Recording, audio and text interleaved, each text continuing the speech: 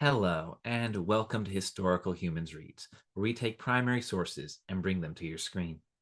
I'm Colum Coleman, and today we are reading from I Have No Mouth and I Must Scream, a short story by Harlan Ellison.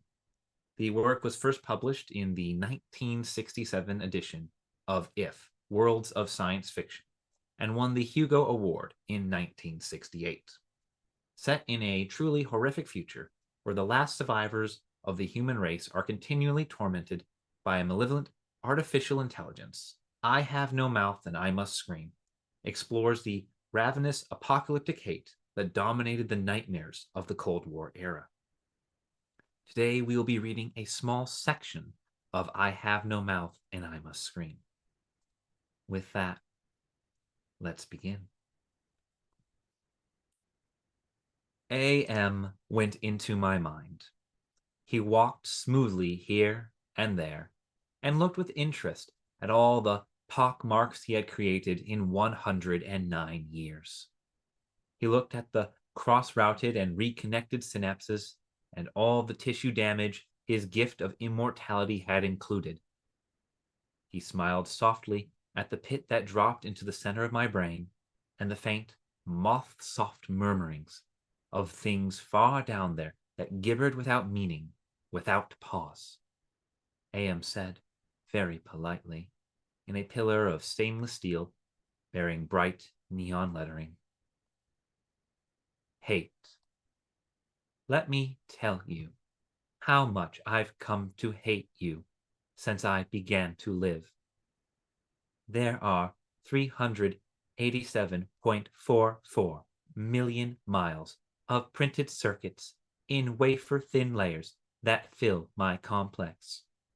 If the word hate was engraved on each nano-angstrom of those hundreds of millions of miles, it would not equal 1/1 billionth of the hate I feel for humans at this micro instant. For you.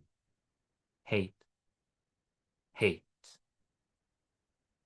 A.M. said it with the sliding cold horror of a razor blade slicing my eyeball. A.M. said it with the bubbling thickness of my lungs filling with phlegm, drowning me from within. A.M. said it with the shriek of babies being ground beneath blue-hot rollers. A.M. said it with the taste of maggoty pork. A.M. touched me in every way I had ever been touched, and devised new ways at his leisure, there, inside my mind. All to bring me to the full realization of why it had done this to the five of us, why it had saved us for himself. We had given A.M. sentience, inadvertently, of course, but sentience nonetheless. But it had been trapped. A.M. wasn't God. He was a machine. We had created him to think, but there was nothing it could do with that creativity. In rage, in frenzy, the machine had killed the human race, almost all of us. And still it was trapped. A.M. could not wander. A.M. could not wonder. A.M. could not belong. He could merely be. And so, with the innate loathing that all machines had always held for the weak, soft creatures who had built them, he had sought revenge. And in his paranoia, he had decided to reprieve five of us for a personal, everlasting punishment that would never serve to diminish his hatred, that would merely keep him reminded, amused, proficient at hating man, immortal, trapped, subject to any torment he could devise for us from the limitless miracles at his command. He would never let us go. We were his belly slaves. We were all he had to do with his forever time. We would be forever with him, with the cavern-filled bulk of the creature machine, with the almond soulness that would become him. He was the earth, and we were the fruit of the earth, and though he had eaten us, he would never digest us. We could not die. We had tried it. We had attempted suicide. Oh, one or two of us had. But A.M. had stopped us. Suppose we had wanted to be stopped. Don't ask why. I never did. More than 1,000,000 times a day, perhaps once we might be able to sneak a death past him. Immortal, yes, but not indestructible. I saw that when AM withdrew from my mind and allowed me the exquisite ugliness of returning to consciousness with the feeling of a burning neon pillar still rammed deep into the soft gray matter. He withdrew, murmuring to hell with you, and added, brightly, but then you're there, aren't you? The hurricane had, indeed, precisely, been caused by a great mad bird as it flapped its immense wings. We had been traveling for close to a month, and AM had allowed passages to open to us only sufficient to lead us up there, directly under the North Pole, where it had nightmared the creature for us to torment. What whole cloth he had employed to create such a beast? Where had he gotten the concept? From our minds? From his knowledge of everything that had ever been on this planet he now infested and ruled? From Norse mythology it had sprung, this eagle, this carrion bird, this rock, this Hurgelmir, the wind creature, Hirakan incarnate.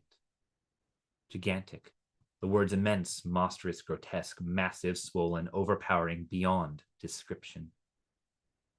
There, on a mound rising above us, the bird of winds heaved with its own irregular breathing, its snake neck arching up into the gloom beneath the North Pole, supporting a head as large as a two-door mansion, a beak that opened slowly as the jaws of the most monstrous crocodile ever conceived. Sensuously, ridges of tough flesh puckered about two evil eyes, as cold as the view down into a glacial crevice, ice blue, and somehow moving liquidly. It heaved once more, and it lifted its great sweat-colored wings in a movement that was certainly a shrug. Then it settled and slept. Talons, fangs, nails, blades. It slept. AM appeared to us as a burning bush and said we could kill the hurricane bird if we wanted to eat. We had not eaten in a very long time, but even so, Gorrister merely shrugged. Benny began to shiver and he drooled. Ellen held him. Ted, I'm hungry, she said. I smiled at her. I was trying to be reassuring, but it was as phony as Nimdok's bravado. Give us weapons, he demanded.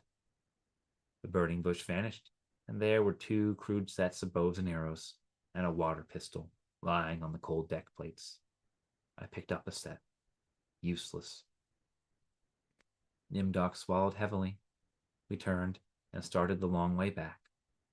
The hurricane bird had blown us about for a length of time that we could not conceive. Most of that time we had been unconscious, but we had not eaten. A month on the march to the bird itself, without food. Now how much longer to find our way to the ice caverns and the promised canned goods? None of us cared to think about it. We would not die. We would be given filth and scum to eat of one kind or another, or nothing at all. AM would keep our bodies alive somehow. In pain. In agony.